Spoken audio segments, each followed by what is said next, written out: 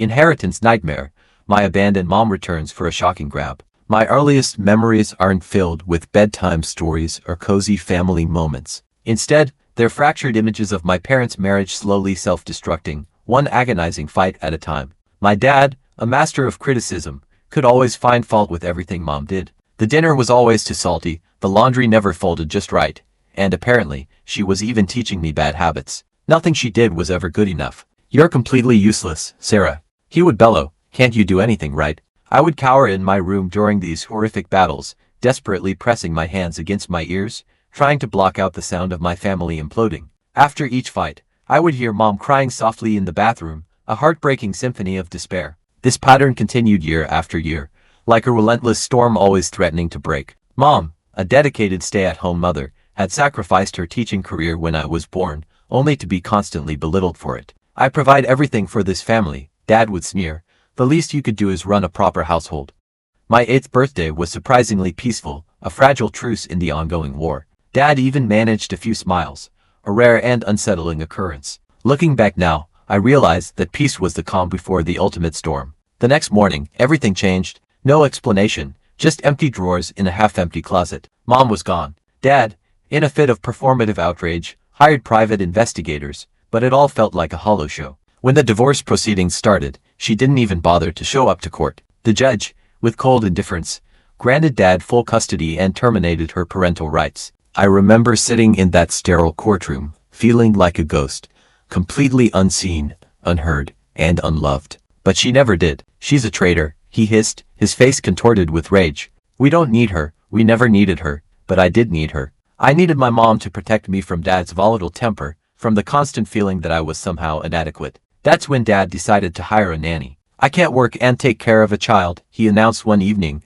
as if I were some sort of burden. "We need help around here." Enter Maria Chen. She was 26, armed with a degree in early childhood education, and radiated an unsettling sweetness. When she started working for us, I couldn't quite understand what was happening. Dad and Maria would exchange these secretive little smiles when they thought I wasn't looking, like teenagers caught passing notes in class. Maria started staying later and later after Dad got home from work, blurring the lines of her job description. Then, one evening in October, Dad summoned me into his study. Maria was there too, standing next to his desk with this huge, unsettling smile plastered on her face. "I have something important to tell you," Dad announced, his voice strangely formal. "Maria and I are getting married." I remember feeling relieved, honestly. Maria had been so good to me, helping me with my homework, comforting me when I had nightmares. Maybe, just maybe, this was our chance at finally becoming a real family again. "That's great," I managed to stammer out, a desperate hope blossoming in my chest.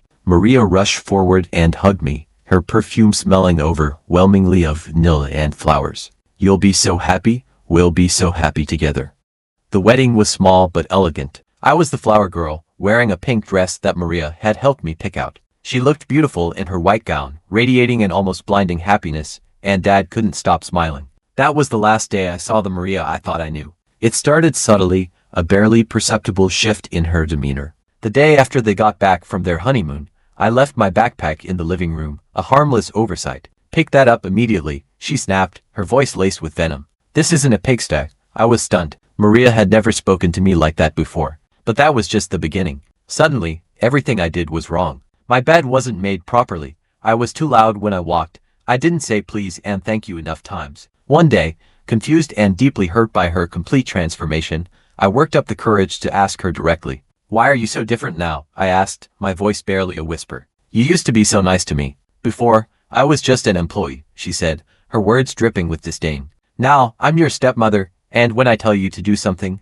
there are no questions asked." I ran to Dad's study that evening, tears streaming down my face, desperate for him to intervene, to protect me. I thought he would set things right, but his face turned that dangerous shade of red I remembered from his fights with Mom, a color that always preceded a volcanic eruption. "You're just like your mother," he snarled, his words like acid. "Always complaining, always causing problems. Let me make something very clear. If I hear you saying one more word against Maria to anyone, you'll regret it. Do you understand me?" I nodded, my whole body shaking, completely defeated. That was it. Life became a horrifying minefield of new rules and restrictions. Maria seemed to revel in finding new ways to make my life miserable, each day bringing a fresh wave of torment.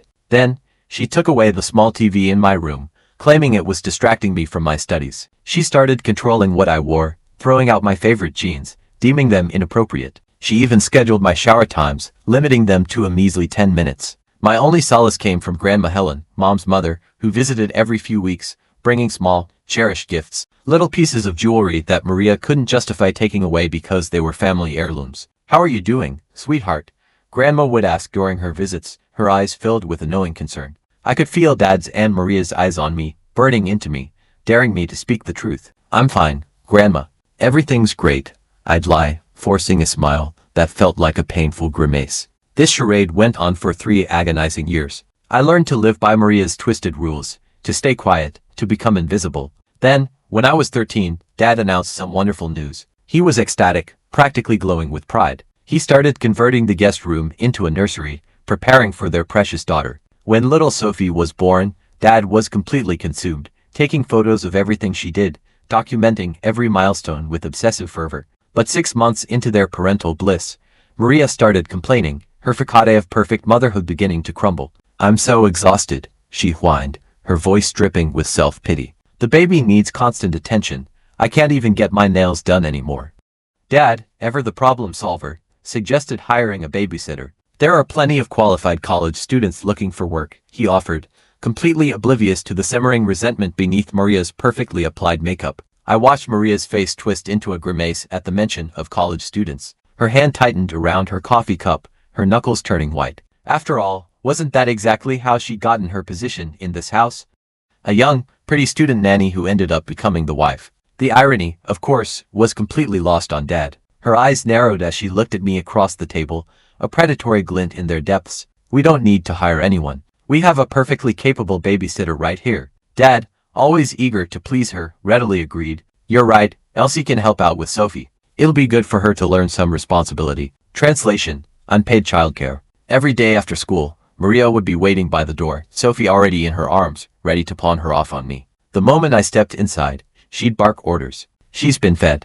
I have an appointment at the salon." I loved Sophie, but I was 14, struggling to maintain my grades while essentially becoming a full-time nanny. Instead of doing my algebra homework, instead of working on my history project, I was stuck changing diapers and singing lullabies. Maria would breeze in around 6:30, just before Dad got home, carrying takeout containers from expensive restaurants. "I'm exhausted from cooking all day," she'd announce, setting the food on the table with a dramatic sigh, completely oblivious to the exhaustion etched on my own face. I'd be there, still in my school uniform, Sophie on my hip, homework abandoned. One day at school, I couldn't take it anymore. During lunch, I broke down and told my friend Amanda everything about being forced to watch Sophie every day, about not having time for homework, about Maria's constant lies to Dad. "That's not right," Amanda said, her face filled with righteous anger. "My mom works for Child Protective Services. This is exactly the kind of thing she deals with. I should have known better than to trust anyone." The following week, I was sitting at the kitchen table, trying to simultaneously feed Sophie strained peas and read my English assignment, when there was a knock at the door. 3 people in professional attire introduced themselves as representatives from CPS. My heart sank. I told them the truth, laying bare the reality of my life, of my weekly spa appointments. They looked around the house, took notes, and asked me questions about my daily routine, questions that pierced through Maria's carefully constructed facade. Then, they called my father. Dad arrived 20 minutes later, his face a mask of calm that didn't quite reach his eyes. It was the same mask he used to wear before his worst fights with Mom, the one that always preceded a violent explosion. The CPS workers explained their concerns about leaving a 14-year-old in charge of an infant for extended periods. They issued a formal warning about negligent supervision and left their card. The moment they were gone, Dad turned on me, his fury barely contained. "Just like your mother," he hissed, his voice dripping with contempt. "Do you have any idea what you've done?" I didn't mean to. I started to explain, but he cut me off, his face contorted with rage. "Shut up, you're a traitor." Maria came home then, her hair freshly styled, her nails gleaming, radiating an unsettling happiness. Instead of showing concern, she burst into tears, accusing me of being jealous of her relationship with Sophie. The punishment was swift and brutal. "Go to your room, no phone, no computer, no leaving the house except for school for the next month. And if you ever pull something like this again." He didn't finish the threat. He didn't need to. I knew what he was capable of. A week after the CPS incident, I waited until Dad and Maria were asleep. My hands were shaking as I dialed Grandma Helen's number.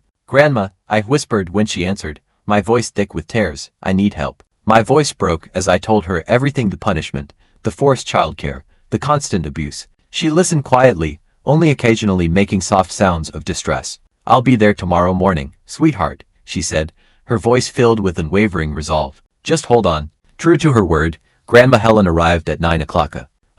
Sharp the next day. She wasn't her usual diplomatic self. She had watched this situation long enough. She announced at Dad and Maria in our living room. I know everything. How you've turned my granddaughter into an unpaid servant. How you've been neglecting her education. How you punish her for speaking the truth. Dad started to protest. I'm taking Elsie to live with me. I've been collecting. You can't just take her, Dad fluttered. Maybe, she said softly, maybe it would be better for everyone. Wicked focus on Sophie and Elsie would have more opportunities with Hell. Within an hour, he agreed to let me go. Grandma's house was a sanctuary. Located in the wealthy part of town, it had a sweeping driveway, manicured gardens, and an air of quiet elegance. My bedroom was bigger than our entire living room at Dad's house, a symbol of the stark contrast between my past and my present. This is your home now, Grandma said, helping me unpack, her eyes filled with a warmth I hadn't felt in years. You can decorate it however you like. No wonder knew my history. On my 16th birthday, Grandma called me into her study. I've set up a college fund for you. She is Yale, Stanford, wherever you want to go. That was it. For the first time in my life, I wasn't just studying to escape my reality. I was studying for my future, a future that stretched out before me, filled with possibilities. I found the photo album by accident while helping Grandma reorganize her office a month after the conversation about college. When I opened, my heart started racing as I flipped through the pages. There she was at my age, high school graduation. She looks so much like me. The same dark hair, the same smile, even the same way of tilting her head in photos. Grandma, I called out, my voice trembling with sudden hope. Look what I found. Grandma came into the office and froze when she saw what I was holding. Now that I'm living with you, Dad can't stop her from seeing me anymore. She doesn't have to be afraid of him. Elsie, Grandma interrupted softly. There's something you need to know. I should have told you this sooner. Protect me from what? Grandma took a deep breath. The day after your mother left, I knew where she was. I told her she needed to come back for you. I promised to help her financially to support both of you. My hands were shaking now. What did she say? Instead of answering, the email was dated one day after Mom left, and it was short. Mom, I don't want her. I never have. I never loved her. I don't care what happens to her. She's Robert's problem now. I read it again and again, trying to make them say something different, but they remained the same, cold, cruel.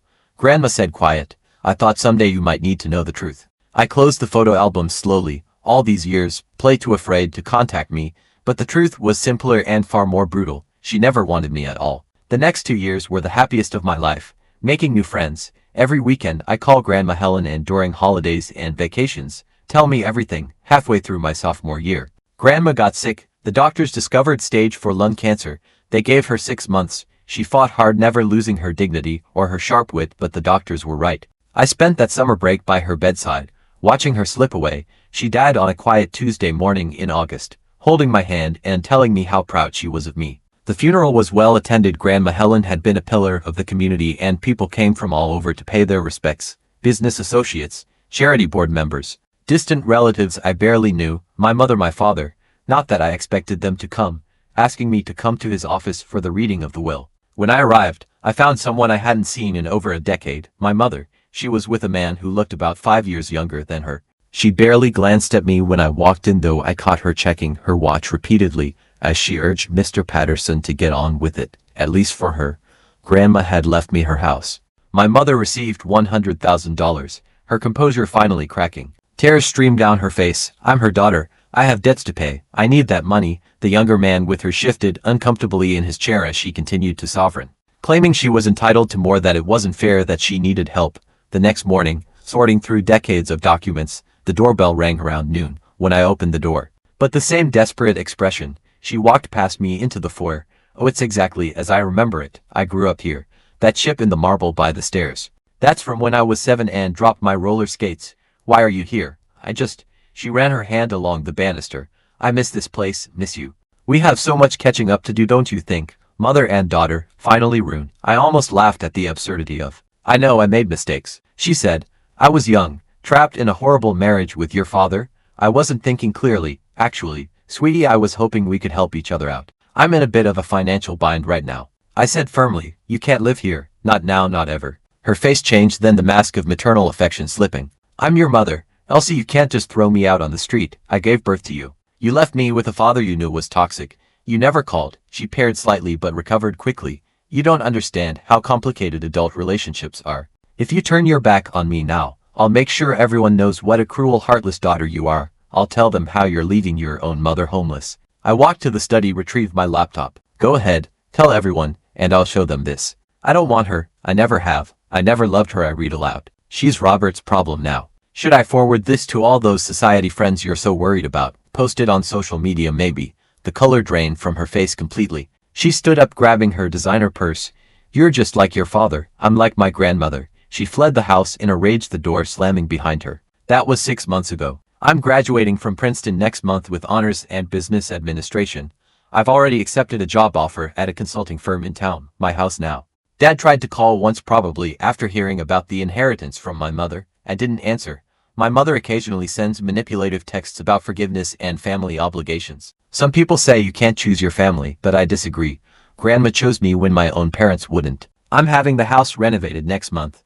Yesterday I found a letter Grandma had written to me before she died. Remember, she wrote, "You are stronger than you know." She was right. The past is the past and I'm done letting it define my future. So, after hearing everything, do you think I handled the situation correctly? Was I right to cut my mother out of my life completely, especially given her history and her attempts to manipulate me? I'm really curious to hear your perspectives and understand if there's anything I could have done differently, or if you think I made the best possible choices given the circumstances. And I'm open to any advice or insights you might have based on your own experiences or understanding of family dynamics and difficult relationships.